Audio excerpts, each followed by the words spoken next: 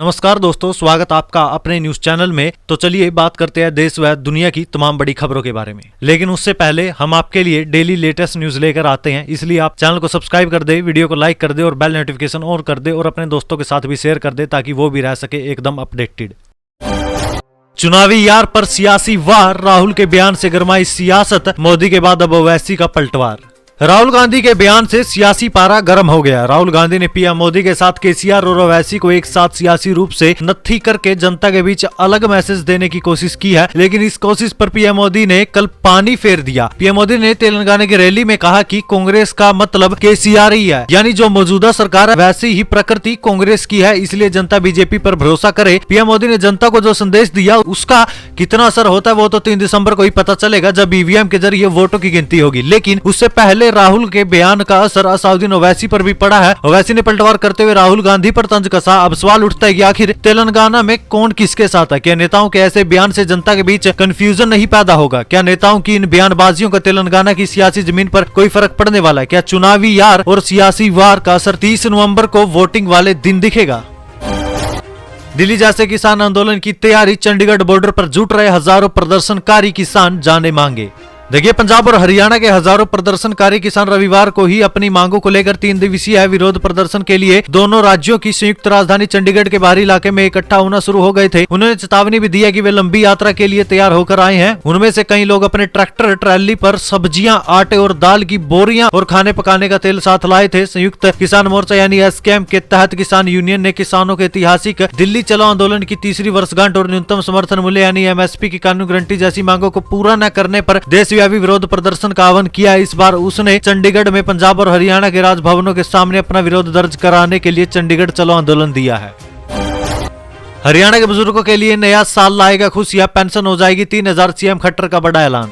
हरियाणा के मुख्यमंत्री मनोहर लाल खट्टर ने प्रदेश के बुजुर्गों को बड़ी खुशखबरी दी। बुजुर्गों की वृद्धावस्था पेंशन अब 3000 रुपए कर दी गई है। इससे पहले बुजुर्गों को 2750 रुपए वृद्धावस्था पेंशन मिलती थी। 1 जनवरी 2024 से हरियाणा में बढ़ी हुई पेंशन मिलना शुरू हो जाएगी।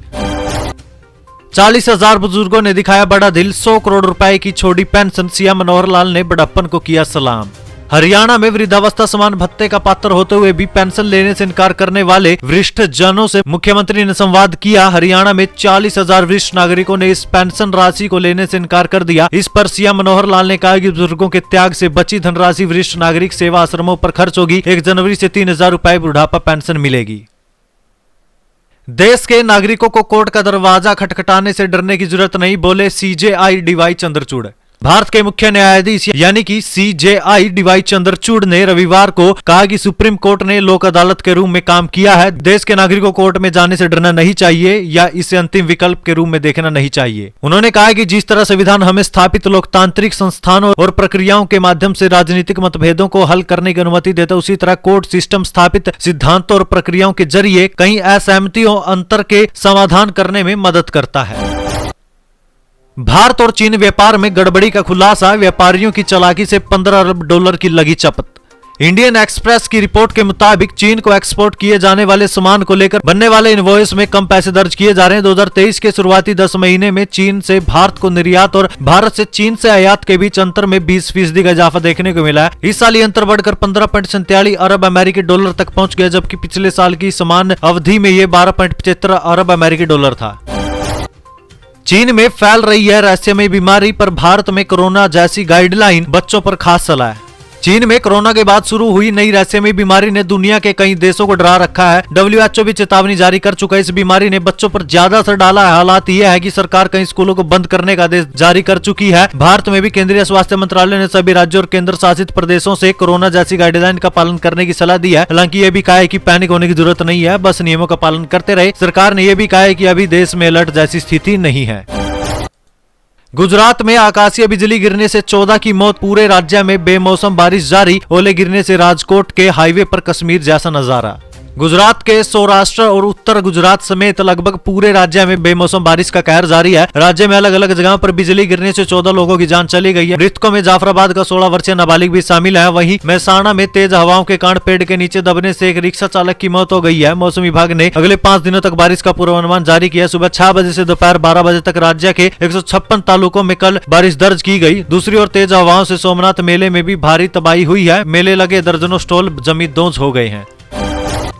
कनाडा में खालिस्तानियों ने घेरा हिंदू मंदिर, प्रदर्शन कर तिरंगे का किया अपमान, हिंदुओं को धमकाया, भारतीय राजनयिकों का समर्थन न करें। कनाडा में खालिस्तानी समर्थकों ने एक बार फिर से भारत का और कनाडाई हिंदुओं को धमकाने की कोशिश की है। परसों शाम को खालिस्तानी समर्थक कनाडा के टोरंटो में मिसिसागा स्थित कालीबाड़ी मंदिर पहुंचे गए और उसे घेर कर प्रदर्शन करना शुरू कर दिया। इसके बाद कनाडा में बसे हिंदू व भारतीयों में खालिस्तानियों की इस हरकत पर रोष है। वहीं मिली जानकारी के अनुसार खालिस्तानी समर्थकों ने मंदिर को घेर प्रदर्शन शुरू किया। इस दौरान आरोपियों ने तिरंगे का भी अपमान किया और एक बार फिर भारत को चुनौती दी है। वहीं खालिस्तानी लगातार भारतीय राजनयिकों को धमका भी रही है। मुझ पर 24 केस लगाए, वो मेरी छाती पर 24 मेडल है। तेलंगाना में राहुल गांधी ने मोदी सरकार पर साधा निशाना। तेलंगाना की एक रैली में राहुल गांधी ने कहा कि मुझ पर 24 केस लगाए गए हैं, वो मेरी छाती पर 24 मेडल है। राहुल ने केंद्र और राज्य सरकार को एक ही बताते हुए हमला बोला और कहा कि क्या उन्होंने केसीआर पर केस लगाए? नहीं, क्योंकि मोदी और केसीआर एक हैं। बैंक में कई पदों पर निकली 15,000 से ज्यादा नौकरी, आवेदन से पहले जाने डिटेल्स। बैंक में नौकरी की तैयारी कर रहे उम्मीदवारों के लिए भारतीय स्टेट बैंक और आईडीबीआई बैंक में 15,000 से ज्यादा खाली पदों पर आवेदन मांगे गए। इच्छुक और योग्य उम्मीदवार बैंक की आधिकारिक वेबसाइट के माध्यम से ऑनलाइन आवेदन कर सकते हैं। मान्यता प्राप्त यूनिवर्सिटी या कॉलेज से बैचलर डिग्री प्राप्त कर चुके उम्मीदवार बैंक भर्ती के लिए आवेदन कर सकते हैं। तो चलिए आपको बैंक वाइज वैकेंसी डिटेल्स भी बता देते हैं। आईडीबीआई बैंक ने कुल 21 रिक्त पदों पर ऑनलाइन आवेदन मांगे हैं। Junior assistant manager grade O पद पर कुल 800 पद और executive sales and operations contract basis पद पर कुल 1300 रिक्तियां शामिल है। मान्यता प्राप्त यूनिवर्सिटी या कॉलेज से कम 60% अंकों के साथ बैचलर डिग्री प्राप्त उम्मीदवार आवेदन कर सकते हैं। आवेदन तो 22 नवंबर से ही शुरू हो गए हैं। आवेदन करने की आखिरी तारीख 6 दिसंबर तक की है। वहीं भारतीय स्टेट बैंक की बात करें तो भारतीय स्टेट बैंक में सर्कल बेस्ड ऑफिसर भर्ती 2023 अभियान के माध्यम से कुल 5,280 खाली पदों के लिए आवेदन मांगे हैं। आवेदन प्रक्रिया 22 नवंबर से शुरू हो चुकी है, जो 12 दिसंबर 2023 तक चलेगी। एसबीआई सीबीओ भर्ती परीक्षा जनवरी 2024 में आयोजित की जाएगी। कांग्रेस और बीआरएस परिवारवाद के सबसे बड़े प्रतीक, चुनावी सभा में पीएम मोदी ने चलाए बयानों के तीखे बाण। तेलंगाना विधानसभा चुनाव 2023 में मतदान 30 नवंबर को होना है। भाजपा धुआंधार चुनाव प्रचार कर रही है। प्रधानमंत्री मोदी बीजेपी की जनसभा को संबोधित करने मेडक और तुपरान पहुंचे। उन्होंने कांग्रेस और सत्तारूढ़ भारत राष्ट्र समिति यानी कि बीआरएस को आड़े हाथों लिया। उन्होंने कहा कि दोनों पार्टियों में कोई अंतर नहीं है। पीएम मोदी ने कहा कि कांग्रेस ने देश में सुल्तान शाही को बढ़ावा दिया, जबकि बीआरएस प्रमुख और मुख्यमंत्री के चंद्रशेखर राव ने निजाम शाही को बढ़ावा दिया। इसी के साथ ही तुपरान की रैली में प्रधानमंत्री मोदी ने कहा कि कांग्रेस और बीआरएस परिवारवाद की सबसे बड़े प्रतीक। उन्होंने कहा कि कांग्रेस के पास बोफोर्स से लेकर हेलीकॉप्टर घोटाले में कमीशन खाने का पूरा रिकॉर्ड है। तेलंगाना के सीएम केसीआर भी स्वीकार करते हैं कि उनके विधायक 30% कमीशन लेते हैं। कांग्रेस के शाही परिवार के भी अधिकतर लोग भ्रष्टाचार के अनेक मामलों में जमानत पर घूम रहे हैं। केसीआर के परिवार के लोगों पर भी भ्रष्टाचार के अनेकों मामलों की जांच चल रही है। उत्तरकाशी सुरंग हादसा, सेना ने संभाला मोर्चा, वर्टिकल ड्रिलिंग हुई शुरू, रेस्क्यू ऑपरेशन से जुड़ी प्रमुख बातें। देखिए, उत्तरकाशी की सुरंग में फंसे 41 मजदूरों को बाहर निकालने के लिए अब आर्मी को बुला लिया गया है। भारतीय सेना ने अब रेस्क्यू ऑपरेशन का मोर्चा संभाल लिया। बताया जा रहा है कि वर्टिकल ड्रिलिंग भी शुरू कर दी गई है। इससे पहले सिलकेयारा में धंसी निर्माणाधीन सुरंग में ड्रिल करने में इस्तेमाल ओगर मशीन के ब्लेड मलबे में फंसने से काम बाधित होने के बाद दूसरे विकल्पों पर विचार किए जाने के बीच शनिवार को अंतर्राष्ट्रीय विशेषज्ञ ने उम्मीद जताई कि पिछले 14 दिन से फंसे 41 श्रमिक अगले महीने क्रिसमस तक बाहर आ जाएंगे। शुक्रवार को लगभग पूरे दिन ड्रिलिंग का काम बाधित रहा। हालांकि समस्या की गंभीरता का पता शनिवार को चला, जब सुरंग मामलों के अंतर्राष्ट्रीय विशेषज्ञ अर्नोल्ड डिक्स ने मीडिया को बताया कि ओगर मशीन खराब हो गई है। एक्सपर्ट का कहना है कि ओगर मशीन को कठिनाई का सामना करना पड़ रहा है, इसलिए हम अपने काम करने के तरीके पर पुनर्विचार कर रहे हैं। मुझे पूरा विश्वास है कि सभी 41 लोग लौटेंगे। जब डिक्स से इस संबंध में समय सीमा बताने के लिए कहा गया तो उन्होंने कहा कि मैंने वादा किया है कि वे क्रिसमस तक घर आ जाएंगे। वहीं प्रधानमंत्री नरेंद्र मोदी भी निर्माणाधीन सुरंग के अंदर फंसे 41 श्रमिकों को सुरक्षित बाहर निकालने के लिए राज्य में शुरू किए गए बचाव अभियान के बारे में हर रोज अपडेट ले रहे हैं। चुनाव आयोग ने साझा किया फाइनल डेटा, इस बार राजस्थान में 75.45% हुई वोटिंग। चुनाव आयोग ने राजस्थान विधानसभा चुनाव में हुए मतदान का फाइनल डेटा साझा कर दिया है। चुनाव आयोग के मुताबिक राजस्थान में इस बार 75.45% वोटिंग हुई है। इस आंकड़े में पोस्टल वोटिंग का आंकड़ा भी शामिल है। इस तरह पिछले विधानसभा चुनाव की तुलना में राजस्थान में इस बार मतदान अधिक हुआ है। मनमोहन सिंह की जगह मोदी जी पीएम होते तो शायद हो जाता 26/11 की बरसी पर बोले हिमंत बिस्वा शर्मा।